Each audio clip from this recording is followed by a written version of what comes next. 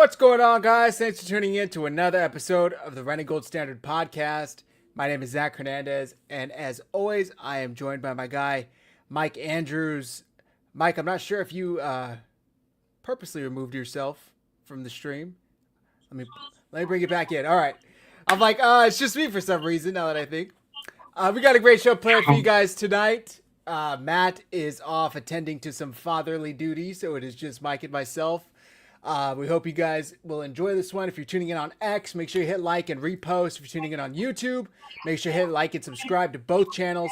We really appreciate the support. Now that I got that out of the way, Mike, how you doing? Coming to us from vacation?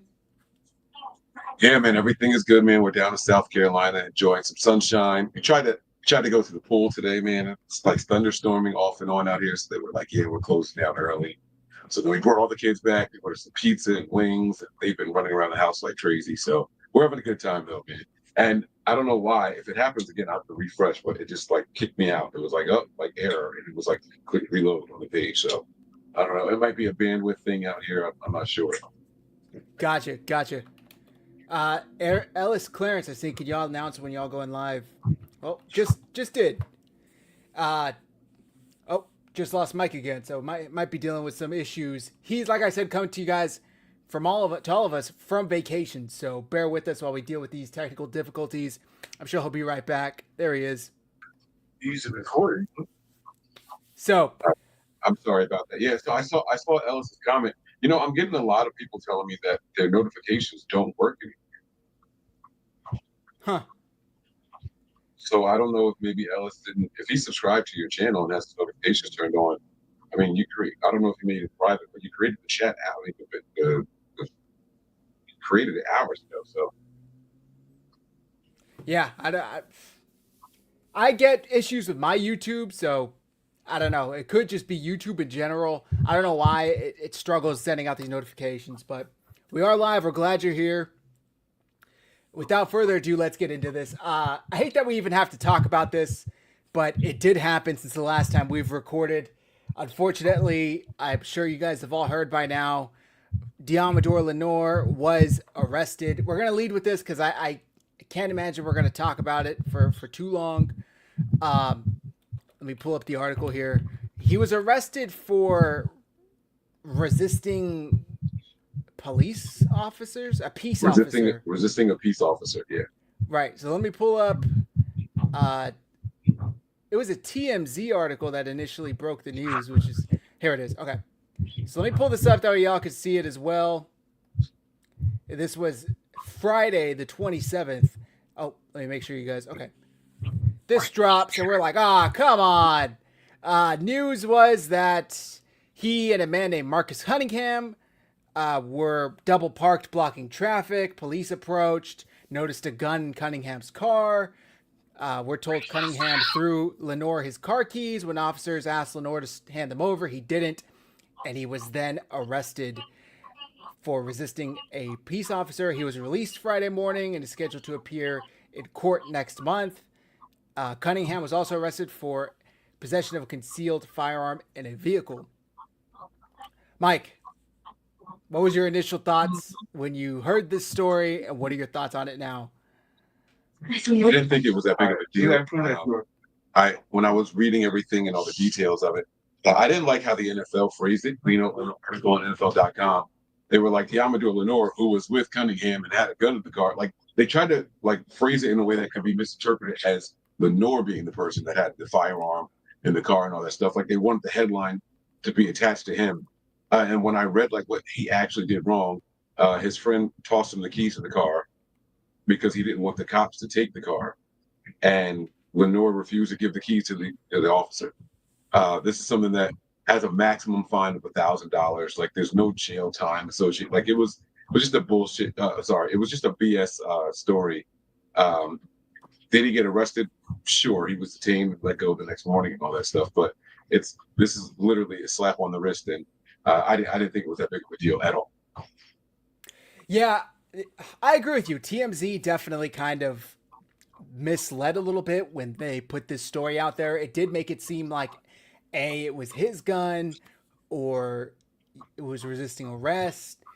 When when you kind of look into the details, it's a big nothing burger, a misdemeanor, slap on the wrist. It's nothing like the previous 49ers that have gotten arrested, assault and battery or trying to, Kicking old people's ass. kicking an old person's ass, threatening a bomb in an airport like Alden Smith did. So nothing like that. Do you think this have any impact on him moving forward or how the team maybe handles him? It seems like you don't think it's a big deal as well, but just trying to get all angles of this.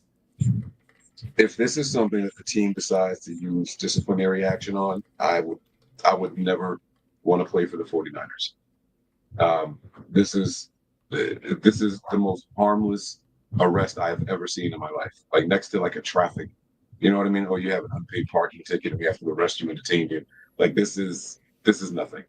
And if the team decides, oh, we have to put our foot down, we have morals and principles, then John Lynch is right back to his choir boy bullshit that he said that he was off of a while ago. So you got to pick a side, John, and stand in what you say. Yeah, I agree. This is nothing crazy. Every arrest, I guess, has a ton of context behind it. And this one is something that the 49ers should not be concerned about. It is unfortunate because then you get these stupid headlines. We were this close to having like a unscathed offseason. The biggest thing we were complaining about is like some Brandon Ayuk posts on Instagram. This is just a little above that. It's not that much above it.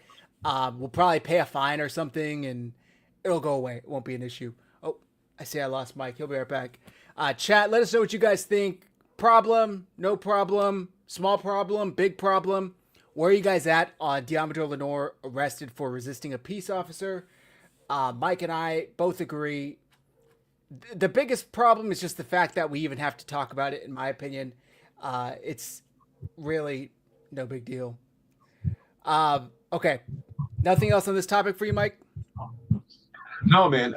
And again, you talked about like how this is just like a notch above the Brandon Ayuk stuff. This has been a really, really good offseason for the 49ers. Look at what we're left to complain about. Oh my God, he posted some cryptic stuff that I really didn't understand, and screw him, right? And then you're arrested for holding keys. Like if some other 49er people, the other keys that they were. Oh, keeps kicking Mike out for whatever reason. Don't tell me he was about to say they were holding a different type of keys, because that's hilarious if so. Tony says it's something you don't want. An arrest is an arrest. I agree with you there, right? It's like obviously if you could choose between being arrested and not being arrested, clearly you would take not being arrested. However, it's as close to that as possible. Mike, were you about to say previously they were holding a different type of key? I was about to say that, yeah. That's like, hilarious. Something we've seen other players. I mean, come on, guys. Like we know the drugs and stuff that other players were doing. I mean, Jim Irsay got booked with keys in him on his person. Like, and so these are car keys we're talking about. Like this is not a big to do at all. That's hilarious. Okay, moving on. The thumbnail I know for the Nothing But Niners show, buyer's remorse, sparked some controversy. This tweet I saw from our guy Coach Yak of Destin Adams from A to Z Sports, who is also a Colts beat writer. This kind of made the rounds, and I felt like we should talk about it. He says, the 49ers chose to give Brock Purdy a massive extension this offseason. If he can be what he was in 2023, they won't have any regrets. Sadly, I don't see that happening, though. I think the version we saw last year is more likely attainable, but there's a world where he struggled to reach those numbers. The 49ers roster has lost a lot of talent over the last two off seasons, and Purdy isn't the type of quarterback who's going to elevate players around him. I think the 49ers are going to experience major buyer's remorse after the 2025 season concludes. Maybe not Daniel Jones level, but regret nonetheless. Real quick before you go, Mike, I think the call is coming from inside the house, and they have major buyer's remorse on Anthony Richardson, since he is a Colts beat writer, and that's all he could see. Seeing red, when you have a hammer, everything looks like a nail. But what's your take on this? Buyer's remorse from Brock Purdy? he signed his deal yesterday. He hasn't done anything football related at all. So how can we have any remorse? You know what I'm saying? Like, I just am I missing something here? It's cool, and yes, I did the little grabby negative thing for headline sake and all that stuff on YouTube and all. But I mean, there's absolutely no buyer's remorse from Brock Purdy. Could he improve? Absolutely. Could he regress? Yeah, he could do that too, right? But I'm excited to see Kyle Shanahan without any crutch on offense, right? There's no more 25% of the playbook belongs to Debo, right? Like, that's out of the picture. There's no Brandon Ayuk is our number one wide receiver, so we have to include him. That this is going to be bread and butter. Run the ball, run it well, spread the ball around to all your different receivers. Going to have to use some of these young receivers now. He's going to have Brock Purdy getting rid of the ball quickly, and they're going to depend on the run game with George Kittle. It's going to be a lot of fun. You know, it makes sense why they go out and get a guy like Farrell. What they're going to do now is it's clear, right? We need these blocking monsters up front so we can move this ball well. Isaac Corrindo, who was averaging 5-6 yards a carry, you know, like, he's coming back, right? You got Christian McCaffrey coming back. We all know how dynamic and how special he can be. It's way too early to say buyer's remorse for Brock Purdy. I mean, he literally just signed the deal. And then you're talking about this massive extension. There's other people in the NFL circles mad that Brock Purdy signed this deal because he was paid so much less than the top three guys. Right. So it's like, why is he taking this kind of pay cut? This guy is someone who's been in Super Bowls. This guy has done this, he's done that. Like, they're not resetting the market like we want them to. Well, perfect timing for Mike to get kicked, because I think he was done talking. First of all, to say that Brock Purdy doesn't elevate his teammates, we just saw Juwan Jennings essentially have his first 1,000-yard season playing with Brock Purdy as the de facto number one receiver. So I think it's kind of ludicrous to say he doesn't elevate teammates. He definitely does. Brandon Ayuk, we never saw that level of Brandon Ayuk prior to Brock Purdy being in the offense, right? Brandon Ayuk had one good season, and then Purdy comes in, and it's like he's an elite receiver. He is a top 15 receiver in the NFL. Christian McCaffrey's great. We saw a little bit of him with Jimmy Garoppolo. We saw a little more with him with Brock Purdy. I think he's better with Brock Purdy's in there. I just don't think that that's a fair assessment to say of Brock Purdy. I think it's kind of a lazy take, to be honest. George Kittle just had, 10 receiving touchdowns a couple years ago? Like, he had a career resurgence, whereas his career maybe wasn't looking, I shouldn't say career, his stats weren't looking as hot with the 49ers, and we were thinking maybe, I know Matt and Mike had an ongoing take here where George Kittle wouldn't finish his career here and his best days were behind him. That take looks dumb now because Brock Purdy is in here and he's making George Kittle appear as, or I shouldn't say appear, I should say become the number one tight end in football. He's helping him be the number one tight end in football, because you don't just get that with any Joe Schmo back under center passing you the ball. So I think this is a really foolish take. Lael definitely says it here. Kill also had a resurgence with Brock. Exactly. On top of that, the way I think it's really over-exaggerated, all of the talent the 49ers lost. I would love for this guy to name me which talent specifically. Which talent specifically is going to make Brock Purdy take a step back? Because are we talking Deebo Samuel?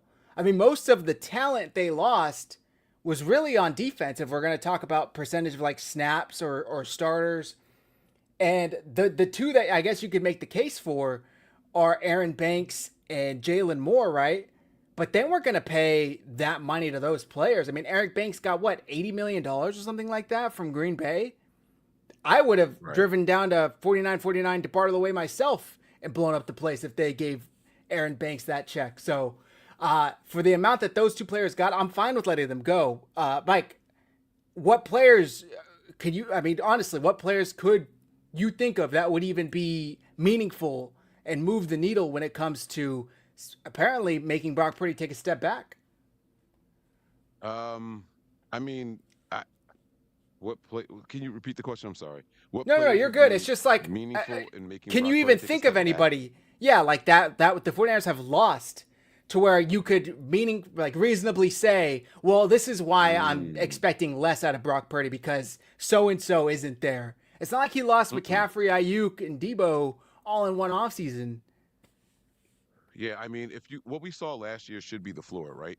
There was no Ayuk, there was no Debo was here, but he wasn't really doing anything, right? And then there was no McCaffrey either, like for a large portion of it. So, I mean, that's when you should be concerned. And you know, the way he played was decent. It was good enough. So I'm not overly concerned about anything. I mean, if there's a concern, it's that offensive line coming back. It's not about the talent around him. The talent around him is still there.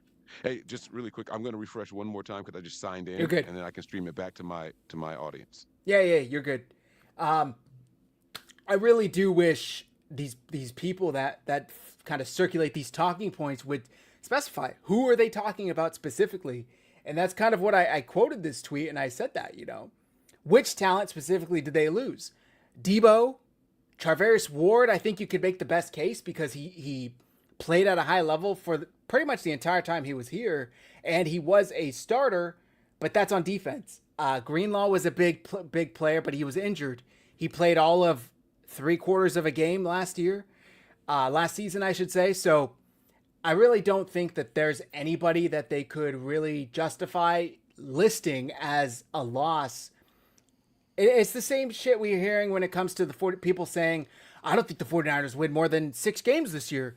They just lost a ton of talent. They had a talent, what's the word we're looking for? Where they just leaves, like surge of talent. An exodus of talent. An exodus. Thank you. I'm sorry. I lived through the retirements after Jim Harbaugh left with Patrick Willis and, Borland and all these players, Justin Smith, all that. Right. No, this is nowhere near that type of level. It's an average offseason. And I would love for these people to tell me which of those players they should have kept, because I really don't agree with I don't disagree with letting any of those guys walk besides. You know what it is with the people that left this offseason, as far as like it's going to affect the team, because it didn't happen on the offensive side of the ball.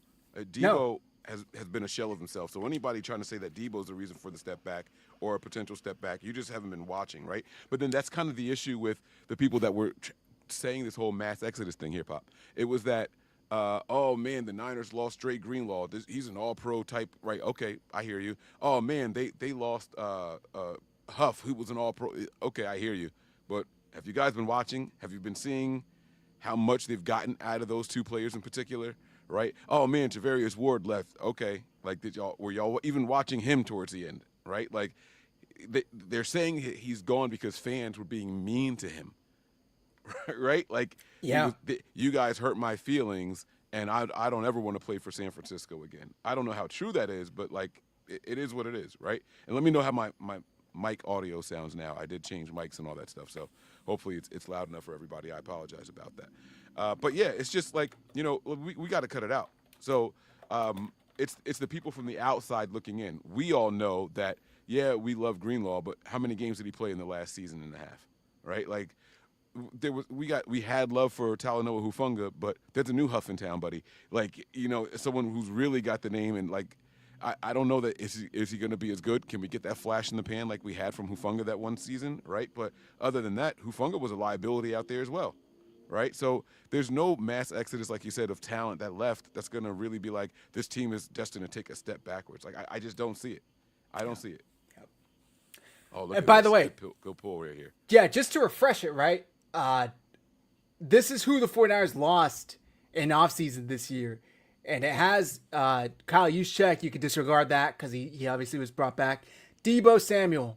And let's just start with offenses. We're talking about Brock Purdy, right? Debo Samuel, Aaron Banks, Jalen Moore, Joshua Dobbs, Elijah Mitchell. Elijah Mitchell. Backups and Debo. All backups and Debo. And Banks. But again, we weren't going to pay that money to Banks. What he got from Green Bay was absolutely insane. So I really don't understand this talking point. Like I said, I think it's a lazy one. I think it really is. Somebody said it here. It's like a... No, I know what it was. It was Ray McLeod. That's the one that said, Sam Darnold. Those were the two that said it over. That's, oh my God, yes. The Niners' days are over, man. Compensation with Mark Lamar. What an easy take. It's a low-risk, hot take. Exactly. That's exactly what it is. It's a hot take out there with no weight on either end of it. It either, hits and you look good, or it doesn't, and you're like, oh well, all I said was he could take a step back. It's really BS. Yeah, and what it is that anything negative surrounding this franchise and this organization, it blows up. It gets very, very much out of hand. And so it's like, all right, it's easier for us to do this if we want people to respond and talk about our posts and our articles. Like, this is what we do. We got to be negative about another. Like, this is coming. You said this is from a Colts beat writer? I mean, he writes for A to Z Sports, but his main position is a Colts beat writer, I believe. Yeah, see? Like, nah, it's not. Sorry, it's not going to get it done over here, buddy. It's not going to get it done. No. And again. And Tony has a good point here. Banks struggled big time last year, right? He was playing injured. So it's like, where's the negative, right? We got rid of all the people that either couldn't get on the field or those that were on the field weren't living up to their contract status. That's exactly what the Niners did, right? From Greenlaw to Funga to Aaron Banks. You weren't living up to your contract status. Your play wasn't reflective of the money you were about to get. And so they let him go. I'm not mad at that. And then we let Dre Greenlaw go, and not even after he signs 3 weeks later, they're saying he pulled something in practice, right? And they're not even doing anything contact and physical. So it's like, if we signed him, you guys would be complaining. This is why we shouldn't have signed this guy. This is why we shouldn't have extended him. He can't stay healthy. He hasn't been healthy for the last 2 seasons. Why are we bringing him back? And look what happened. So, like, come on. You got to pick a narrative and stick with it. Exactly. And let's not forget, right? He still has Kyle Shanahan calling plays. Most importantly, he still has Christian McCaffrey, a healthy Christian McCaffrey. At least we're told he's healthy. Year 2 of Isaac Guerrero. They drafted a running back in Jordan James. You still got Kittle, the best tight end in football. You still have Ricky Pearsall, year 2, fully healthy now. He's not going to, knock on wood, not going to get shot within the next month. Right. You got Brandon Ayuk when he's back. You got Jawan Jennings, who, like I said, finished like 22 yards shy of a 1,000-yard season last year. You got Demarcus Robinson when he comes back from his suspension. You still got Trent Williams. Like, I just really struggle to find the logic behind that take. And, either the 49ers are this Avengers squad and Brock Purdy deserves zero credit, or they have absolutely no talent. Like, it can't be both, right? It can't be they're so great, but then they lose 1 or 2 people, and it's like, wow, this roster is barren of talent. There is nothing here. Brock Purdy can't elevate it. It's like, whoa. I thought they were like on a surplus of talented players. So it's just really tiresome. I don't think the 49ers will get buyer's remorse. Mike, I think you made a great point in that he wasn't even paid what he could have gotten. Like, he could have easily have drove a tougher bargain, held out, made a bigger deal of this, and said, I want top money. Yeah. I want to be the highest paid quarterback. I was, third in MVP votes last year. I would have had a better year, or 2 years ago, I should say. I would have had a better year had I not gotten injured, plus everybody else gotten injured. But he didn't. He got paid less than what? Tua, Trevor, of course, Dak, Josh Allen.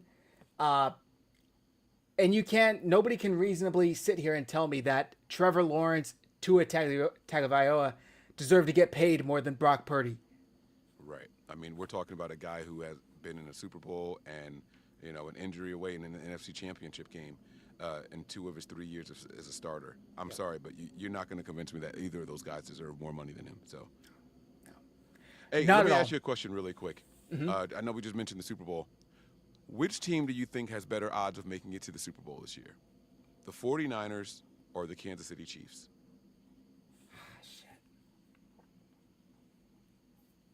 I got to say the Niners just because, you would think statistically, right? Just likelihood. How likely is it going to be the Chiefs going to be there 4 years in a row? Come on. Now we're talking. Come on. I don't think it's that likely, but also the AFC is like the toughest of tough when it comes to elite quarterbacks, right? The 49ers are lucky the NFC doesn't have that, at least to that level. You have some good quarterbacks in the NFC teams, but let's look at the top NFC teams from last year from the top of my head, right? The Eagles. Jalen Hurts isn't scaring anybody. Who's the sexy? The Lions. Jared Goff isn't really putting fear in anybody. Jaden Daniels, he was great. I'll give him that. Let's see him do it again. Right, rookie, yeah. Jordan Love. Sam Darnold. None of these I'm quarterbacks. Sorry, that was funny still. That was still funny. Sorry.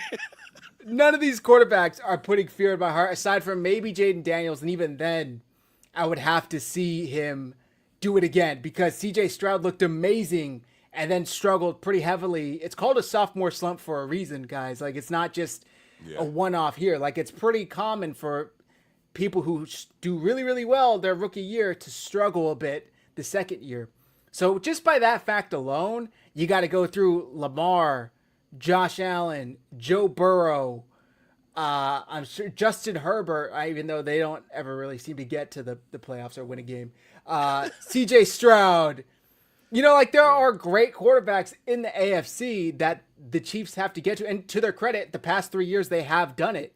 They have gotten through those quarterbacks in the AFC. But to think they'll do it for a fourth straight time and six in the last 5 years, something like that? Yeah, yep. I don't know, man. What do you think?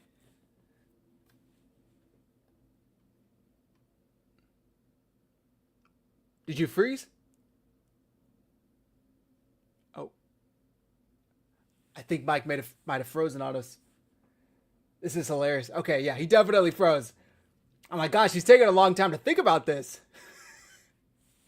Let me know what you guys think in the chat.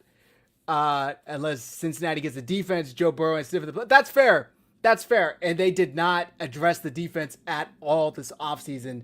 They did draft Shamar Stewart to replace Trey Hendrickson, and then they didn't want to pay Trey Hendrickson, and now they don't want to pay Shamar Stewart his rookie contract either. So they're in like a who the hell are we going to have here type moment. And it was already a historically bad defense last year. So possibly. I think the Vikings will be interesting. They are such a hard team to really put a finger on because what is J.J. McCarthy in the NFL? Nobody knows. Absolute wild card. Ian Sharp, Bears are better on paper. They were better on paper last year too. Didn't really materialize in anything. But there was a point where the NFC North, I think all of the teams were like 2 games over 500. At one point, the Bears were like 4-2, and then they kind of sank from there. And Eberflus got fired, and yeah. Mark, unless Mahomes gets hurt, Andy Reid isn't coaching, they'll always be a Super Bowl contender. And this is why, okay, I took some shit for this, right? And I'm not wishing an injury on anybody, but it's like, again, just like saying they'll be in the Super Bowl 4 years in a row. Statistically, they have been very lucky to avoid major injuries with Patrick Mahomes. Tom Brady didn't get that luck. Peyton Manning didn't get that luck. Brock Purdy didn't even get that luck his first year. Like the fact that they have avoided any major injuries, I just feel like, and again, I'm not wishing injury. I don't want it to happen, but just statistically, it has to be due to them. And if not Mahomes, then other serious players, I don't know, but we'll have to see because they've been very, very lucky injury-wise. You froze right when I asked you, who do you think has a higher chance? And I thought you were thinking about it for a very long time. So who do you think has a better chance? Oh, yeah, Denver as well.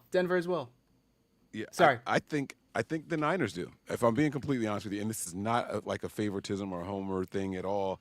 Just the statistic, like you said, of reaching the Super Bowl 4 times in a row. We haven't seen that since that. Oh. I assume he was going to say since the Bills. The Bills go 4 years in a row? They did, right? 3 years, 4 years? Denver, yeah, I totally forgot Denver, Ian. I don't know why this keeps doing this, guys. I have no idea what's It's happening. all good. But yeah, we haven't seen it since Washington, and it's just not likely to happen again. It's just not likely to happen again. So I'm saying the Niners have better odds, better chances of making the Super Bowl this year. All right, I like that. All right, next topic I have here. Who, in your opinion, should be the next 49er to get extended? Do we have a list of candidates, or do you want me to? Let me. I could probably pull one up. Here. Let me see whose contracts, expiring contracts on the 49ers.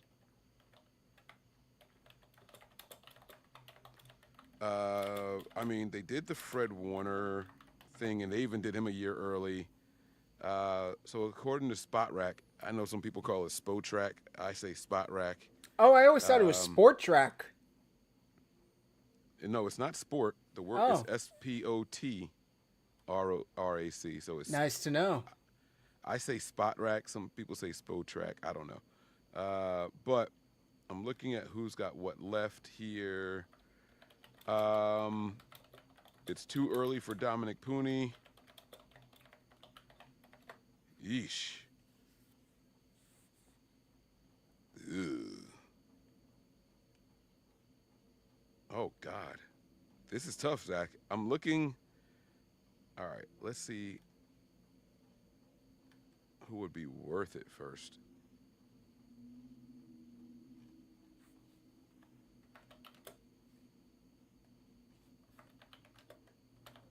Is it going to?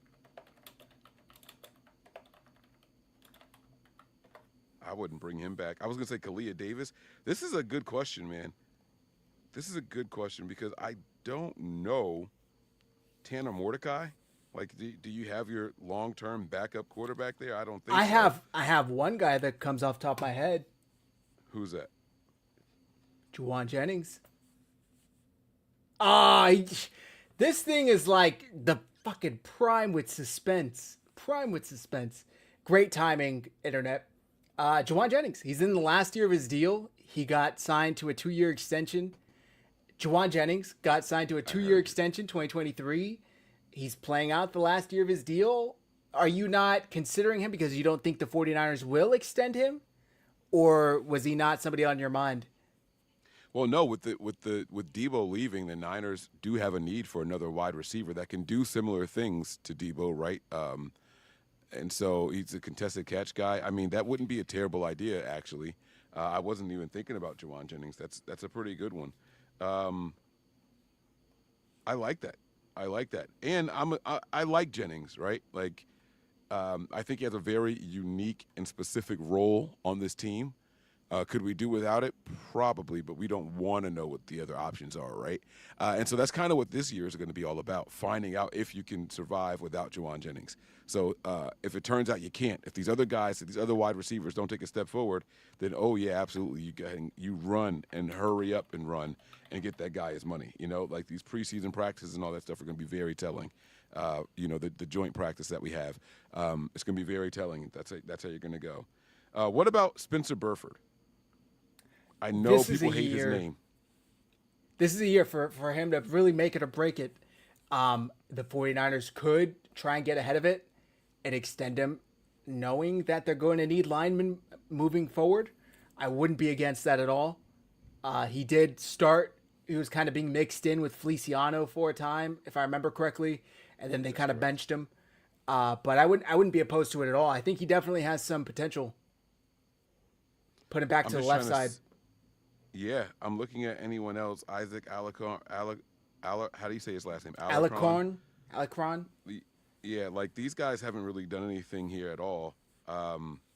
So I don't. What about Sam Okuwanu? The defensive end. No, I mean they brought him back on a 1 year. Like I wouldn't. If you have Huff here and he plays the way you think he's going to, and then all that you invested in the draft. Guys like that are going to True. walk. That's a good point. And you're going to go out and you're going to get other guys in free agency. Oh. Lost him. Is there anybody we're not remembering, not thinking of? Chat, let us know.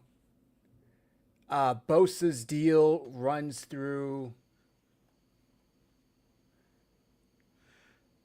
2028, I think, right? Who's that? Who you looking? Nick Bosa. About?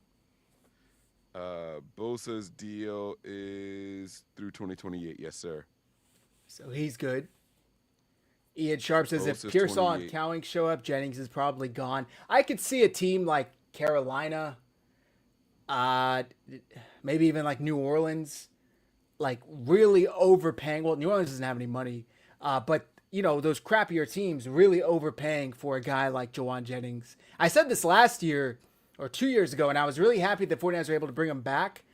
But the way he performed last year when the 49ers absolutely needed him to, I think is going to have some wide receiver needy teams really, really considering making him their number one option, which based on previous conversations, Mike, I feel like you would think would be a mistake for those teams to do so, that he maybe isn't number one material. It's going to be Kendrick Bourne all over again. And before Kendrick Bourne, it was Quentin Patton, right? Like it's the same. It's the same thing. These guys have a very unique skill set in being wide receiver 3 for the 49ers. It bolsters their stock, and salute to them and go and get your money. I'm never mad at a player getting their money. But then when you're picking up those guys and hoping that they're wide receiver 3s, you know what it looks like? It's like the 49ers version of the Pittsburgh Steelers with the Mike Wallace and the Antonio Brown and the what was the other guy's name? They did this year after year. All these wide receivers that kept leaving Pittsburgh, and people were like, they're number ones over here on this team, and they just never really quite did it. You know what I'm saying? Antonio Brown was the only one that was really a wide receiver Bryant. one when he left. Martavis Bryant, that was my guy. Yep. Like I remember really that. wanted him to work out, right? Like that was it. To be fair, Emmanuel Sanders did pretty well for himself. He did, yes. He's one of the few. Mm-hmm. It was him and Antonio Brown. Once they left Pittsburgh, they were like really the only ones that did it. I do have a name, YGM, Yatur Gross-Matos. Oh, wait, didn't they release him? Something. I thought he was under contract until the end of this year. Oh, they released Collins and Floyd. Maybe they kept Gross-Matos. I was gonna say, who did Brown go to have success with? He got a Super Bowl with Tom Brady in but Tampa Bay. Did he really? I mean, yes, he played well over there too. Yes. Okay. Now you got me looking up YGM. Let me see if he. Let's see. Hold on. They might have kept him. Someone in the chat let us know. Is he still here? Mariah's in the building. I typed in YGM contract. They said you got mail. He is on the 49ers. So they didn't release him. Yeah, so if he ends up coming out, he could be a rotational guy that they could extend, right? He showed some signs, some flashes, and they thought really highly of him coming from Carolina, right? So he could be a guy that they lean on a little bit. That's a good one. Okay, next question for you, next topic. Which year 2 49er would you say is most likely to have a breakout season? Oh, just lost him. Gosh, StreamYard must really hate the fact that he's on vacation. They're punishing him. Chat, you answer the question in Mike's absence. Which year 2 49ers player do you think is most likely to have a breakout season? Offense or defense? I think the low-hanging fruit is Ricky Pearsall, right? Like, this is definitely his opportunity with all the wide receivers gone. They're definitely going to need him to be that guy, right? But I want to get away from someone like that. I want to go with the running back, Isaac Guerrero, right? I want Kyle to not necessarily – I mean, look, man, that extension for CMC it's almost $20 million a year, right? It's 2 years, $38 million, right? So I understand wanting to use him, but let's use him wisely, right? And let's have a good 1-2 out of that backfield. So I'm going to go with, on the offensive side of the ball, I'm going to go with Isaac Guerrero. That's a good one. That is a good one. Pearsall is definitely low-hanging fruit. I'm going to go with Renardo Green. He's got a huge chance to step up. Charvarius Ward is gone. He was already playing, starter reps last year. It is now going to be he and Diamador Lenore as the main two corners for the 49ers. I think he's got a great chance of really breaking out. He had a great year his rookie season. Played physical, was great in coverage, had a couple of key picks. I really do think that Renardo Green could be a player for this 49ers defense, especially with Robert Saleh back and him coaching that defense. I think he really will put him in a position to succeed. Mark says Renardo Green, if Stout doesn't get on the field and Lenore is forced to stay put at nickelback, he might have to cover teams wide receiver 1 He played well last year, man. Yeah, He played well. That's a good pick, Renardo Green. I'm going to go back to that secondary also. I'm going to say Malik Mustafa. And I know he's coming off of a really bad injury that none of us knew about. But these training clips that he's doing, he's cutting. He's running with the resistance bands and everything on him and everything. I mean, I don't know how severe this injury was, but he looks great out there already. So I'm gonna go with Malik Mustafa as well. Like, not for nothing, we need a safety to step up. We need a safety to step up. We're hoping Jair Brown can do something, but he's not a year 2 guy, so he doesn't qualify for this conversation. I'm going with Malik Mustafa, man. I really like that kid. So, he's a feisty dude. People talk about having dog in someone. It's him. For sure. I love the fact that you brought up Garendo, by the way, because I really do think that there's a good chance he could have that breakout season. He had a great year last year when McCaffrey went down, and then Mason went down. I'm trying to think, did Mason actually go down, or did Kyle Shanahan just stop using him? Either way, Mason was not on the field. They all ended up going down, because even Garendo ended up going down too. Right. But I really do think that he does have the capability of being a number 1 caliber back for the 49ers. And it just really makes this backfield that much more talented, because you'll have two, a 1A, 1B. Now, I'm not going to say he's a Christian McCaffrey talent back, but in this offense, Shanahan offense, you don't really need to be that to have success. Garendo was averaging like 5 yards a carry at one point last year. Yes, he was. Yeah. And you don't need to be a Christian McCaffrey to do that. So the fact that he was able to do that really speaks volume to him. I think he's got a great rookie year to build on. If McCaffrey comes back, he's going to be, less of the focal point for, yes, the offense, but mainly opposing defenses as well. So he'll be able to really get in there and take advantage of it. So great pick there. And the other thing with Garendo, man, like, not for nothing, the Niners have this thing, the fan base that is, and maybe I'm guilty of it as well, is like anybody who torches the Cowboys, it's like, oh, that's our guy. He was averaging 6 yards a carry. He did get a touchdown. He had an opportunity to get the second one, but he made the right move, because the week before he scored too early, remember? Yep. And so he decided to go down inbounds. He said that time it was on purpose. You know what I mean? It was a big joke and everything. But when you go out and you do something phenomenal against the Cowboys, you become a fan favorite, right? And that's why we were holding on to the Jalen Hurd stuff so long. It was like, oh, that preseason game, like, yes, like, we could do it. We could. So Isaac Garendo's got a special spot in my heart already. So I like Agreed. And by the way, not to say that Pearsall isn't going to show up. I just think both of us did pick him because it would have been the easy answer. But I do think that he has a great shot of having a great second season. Okay. That's really, to be honest with you. It was low hanging fruit, but it's. Go ahead. I'm sorry. I was going to say it is low hanging fruit, but it's the most real and sincere answer, right? Like, this is his prime opportunity, with his skill set and what we project him to be, in another year of improving.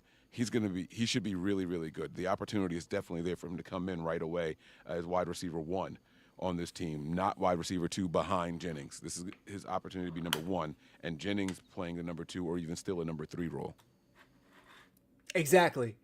We only have one more topic on the docket tonight, and it's a quick one. We saw 49ers team reporter Lindsay, forgetting her last, Cisneros? Is that how you pronounce it? Yeah, I'm not going to be able to say it. Yeah. Polaris, not Cisneros. I Sorry. can't say it. Let's say I work with the Cisneros, and we'll call it no harm, no foul. Anyway, she gave her goodbye letter to the faithful. She is moving on.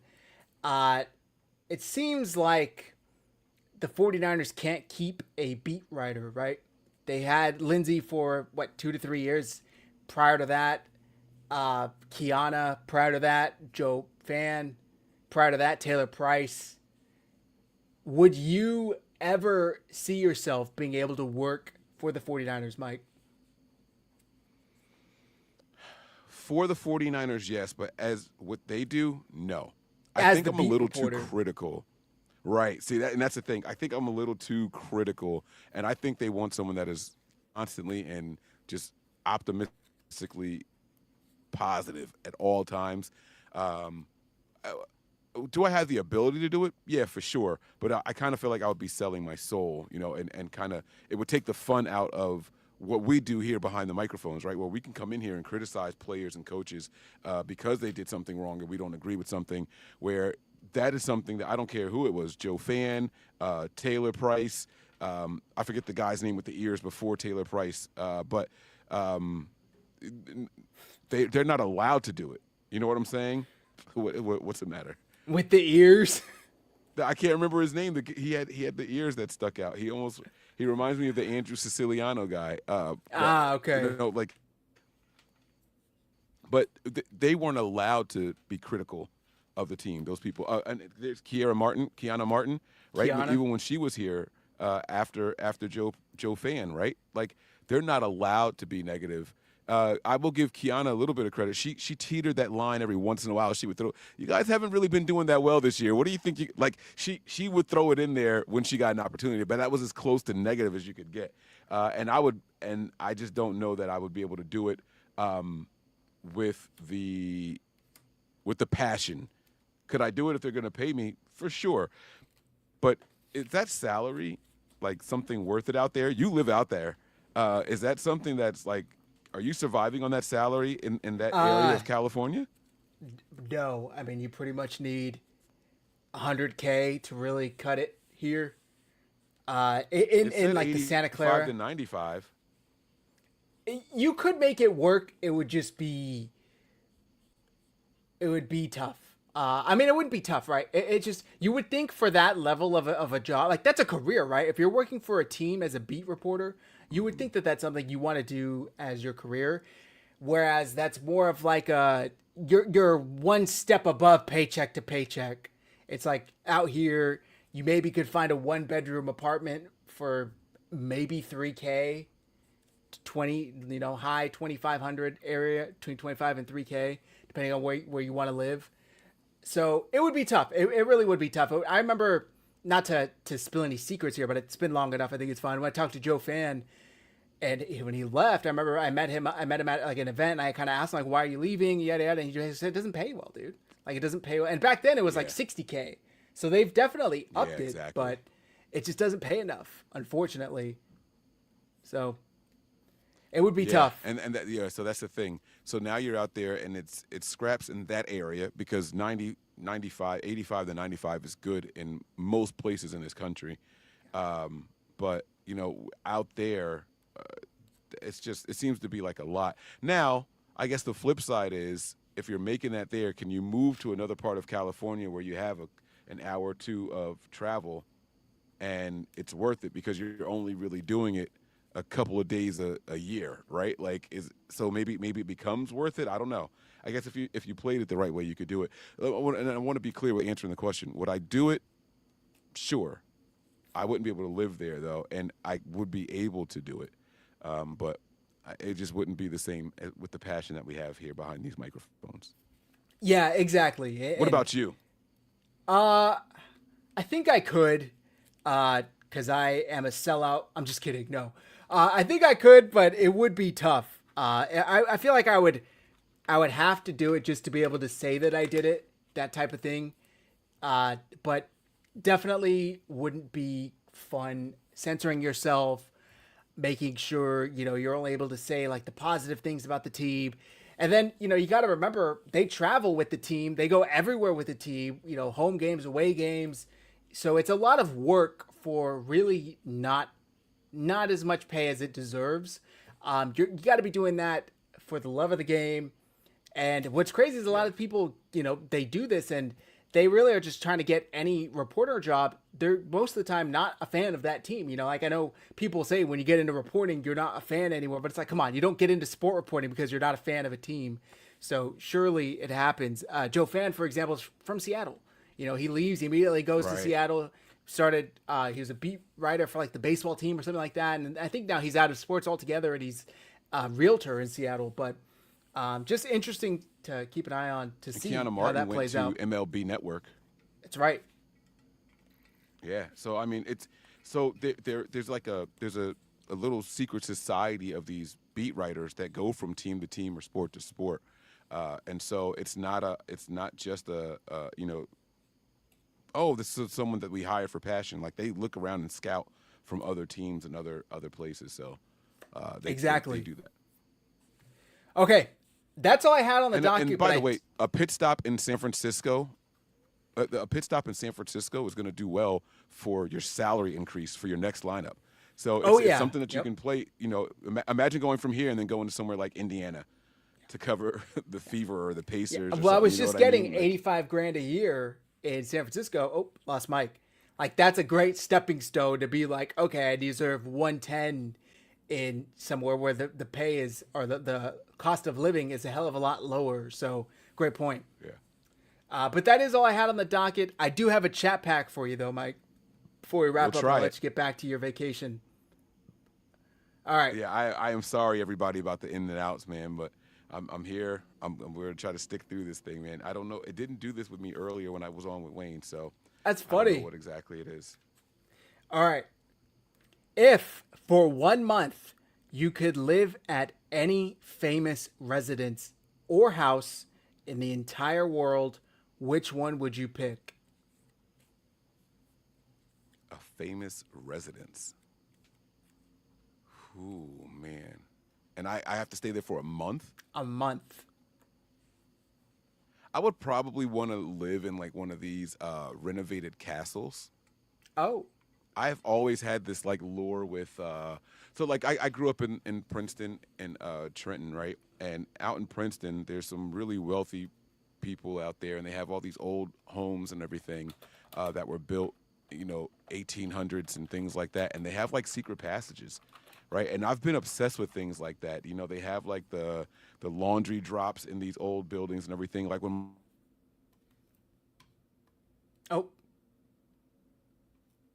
Lost him. I'm sure he'll be right back. Chat, if you had to live anywhere for a month, where would you live? Yeah, so when we were on the market a couple of years ago, before we bought the house that we're in now, we looked at this historic home in the city that we're in, and I'm like, man, this place has so much potential. Like, we would have to fix this, we would have to fix that, and the realtor was like, sorry, it's historic. You can't really make any changes like that in here. It's a lot of paperwork, and it costs hundreds and hundreds of thousands to do. And I'm like, oh, well, then never mind. But like they had the little like secret passages that go from one room to the other, like behind the little bookshelf and things like that, like this small tiny staircase that goes from the first floor to the third floor, like in case of an emergency and things like that built into the house. So I would probably, now the castles though, they've done some renovations in some of them, you know what I mean? And they've done a lot of, upkeep and things like that. So it's a castle is a shell of itself.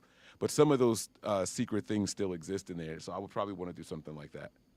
That's awesome. That's a good answer. For me, I think I would pick, and maybe this doesn't technically classify as a residence. People live there. It's definitely not a house. The Vatican. If I could pick anywhere, it would have to be the Vatican. The amount of crazy shit that's probably going on there. And I'm big into my conspiracy theories. There's supposed to be all this like, the Vatican archives, and they have the tunnels, and there's a whole underground city, and there's conspiracy theories that they have like old crazy technology that lets them like see into the past, see any event into the past and shit like that. Like, could you? I mean, you probably wouldn't have for 30 days. Like for 30, you tell me I couldn't sneak around one day out of the 30 days and find out what's going on there. Like, I'm sure I could make do, to stay out of the basement. Yeah, then you'd never see me again. But you'd have to do it. It's funny. Listen to you say they have like this technology that lets you see into the past. Yeah, it's called books and scrolls, buddy. Like that's no. All right, so I'll have to send you these. Right? There's conspiracy theories. I don't even remember what it's called, Project Looking Glass or some shit like that, where the Vatican has technology to where you could go to a specific moment in time. Like there's theories that like they're able to see like the crucifixion of Jesus Christ, right? And it's like it'll play it like a movie basically, but it's like you're there and it's crazy. I mean, who knows if this is probably not true, but there are theories that they have this type of technology. Wouldn't it be crazy to find out if they did or not? Right? Like, what the hell? Yeah. What are we talking? And I think it's interesting. We both pick something out of the country, right? It's like the White House used to be that for a lot of people, and the White House has suddenly like lost its lure. That like people don't really want to go there. They show so much of it now, and I still believe there's parts of the White House that people don't know about. There's definitely underground tunnels and all that kind of stuff, right? But it's like, man, like it's been depicted so much in movies that we kind of aren't really that fascinated with it anymore. I did think about saying that as my answer, but I thought the Vatican was just a little more interesting. It would be cool to stay in the White House. I feel like the White House has got to be haunted, though. It's got to be. All the people that live there, all the people that work there, all the people, I don't know. It's got to be haunted. So. All right. I thought about saying the Rock of Gibraltar, but that's like inside the mountain and all that stuff. And I just feel like that would be just dank, right? Like, I don't think I want to live there for a whole month, right? And so that's what I was like really trying to like think about, where somewhere it would be comfortable and cool to hang out. And so that's why I picked the castle instead of the but the Rock of Gibraltar is on my bucket list. I got to get there. I would love to see. They talked about like, anytime there was an invasion and all that stuff, that's where they would retreat to the tunnels and the mountains and all that. So I would love to see that. Imagine like throwing a cool ass concert in there. The acoustics must be incredible. So yeah, for sure. All right, guys, that's going to do it for tonight's show. Thank you, as always, for tuning in. Mike, I'm sure the folks already know where to find you. Please tell them where to find premium 49ers content. Yeah, guys, so I promised you guys that we were doing some stuff on Patreon this week. We've done a couple already. Make sure you guys are there, patreon.com, and then it's coming out on the Nothing But Niners channel. Oh, no, we lost him. He'll be back right now. Patreon.com/NB9ERS. It is right here. Also follow Nothing But Niners on IG. There he is. Yeah, the reason this one came to you guys live is because this is a joint show with the guys at 49ers Hive. The rest of the content that's coming out this week will be on patreon.com/NB9ERS first, and then it will come out on the Nothing But Niners YouTube page. So all my vacation coverage is going to be there first, and then it'll come out on YouTube later. There you go, guys. Go check it out. Go subscribe. Follow on Instagram. Matt isn't here to carry us out, so I'll do my best to do so. We really appreciate you guys tuning in. We are this close to training camps around the corner. Mike, we have football this month. We officially have football this month. In 29 days is the first football game of the season. It is the Hall of Fame game. Once you're watching it, you're like, this kind of sucks. But getting there, it's like, oh my God, football's back. I get pizza, make a whole thing out of it. It's exciting. Yeah. Who's playing in it, by the way? Is it the Packers and Bears? No, I think it's the Lions and Dolphins or something like that. Let's see. Okay. Hall of Fame game 2025. Lions and Chargers. Okay. Yeah. July 31st, which by the way, guys, right now is the perfect time to take the Monday and Tuesday, I'm just going to say it, of opening kickoff weekend off.